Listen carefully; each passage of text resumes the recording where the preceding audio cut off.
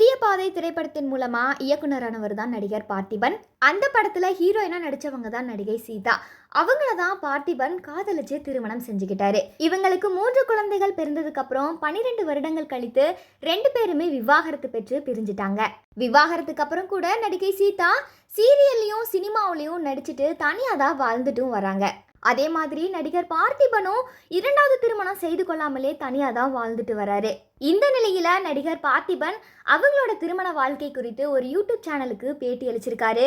அந்த பேட்டியில அவர் என்ன சொல்லியிருக்காருன்னா, நான் சீதாவை பிரிஞ்சதை நினைச்சு இப்போ வரைக்கும் நான் ஃபீல் பண்ணதே இல்லை. சொல்லப்போனா நான் ரொம்பவுமே சந்தோஷம்தான் படுறேன். சீதாவோட நான் வாழ்ந்த அந்த 12 வருஷமும் என்னோட வாழ்க்கையில ரொம்பவுமே சந்தோஷமான நாட்கள் தான். இருந்தாலும் இப்போ நான் தனியா இருக்கும்போது நான் அதை விடவே சந்தோஷமா தான் இருக்கேன். இப்போ இருக்கிற காலகட்டத்தில் பெண்கள் ஆண்கள் 2 பேருமே அவங்களோட திருமணத்தை காட்டிலும் அவங்க சுதந்திரத்தை தான் பெருசாக விரும்புகிறாங்க. இதனால் எந்த பெண்களுமே திருமணம் அப்படின்ற பேரில் கட்டுப்பாடான ஒரு வாழ்க்கையை யாருமே வாழ்கிறதில்ல. இப்போ கூட என்னோட வாழ்க்கை குறித்து நான் என்ன நினைக்கிறேன்னா, ஒரு வேளை 2 பேருக்கும் மனஸ்தாபம் இருந்திருந்தா அந்த 12 வருடம் கூட நாங்கள் சேர்ந்து இருக்க வேண்டிய அவசியமே இல்லை. அதுக்கும் முன்னாடியே இந்த முடிவெடுத்து நாங்கள் 2 பேருமே பிரிஞ்சிருப்போம் அப்படின்னு தான் நான் நினைக்கிறேன். நாங்கள் இப்போ பிரிஞ்சு இருந்தாலும் எங்களோட பிள்ளைகளின் திருமணம் குறித்து 2 பேருமே சேர்ந்து தான் முடிவெடுப்போம் அப்படின்னும் பேசியிருந்தாரு. அது மட்டும் இல்லாமல் 2வதா திருமணம் செய்து கொள்ளும் எண்ணம் எனக்கு இப்போ வரைக்கும் வந்ததே இல்லை.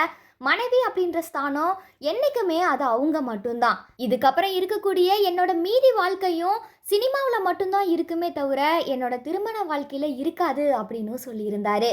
அது மட்டும் இல்லாமல் விவாகரத்து அப்படின்றது இந்த காலகட்டத்தில் ரொம்பவுமே எளிமையாயிடுச்சு.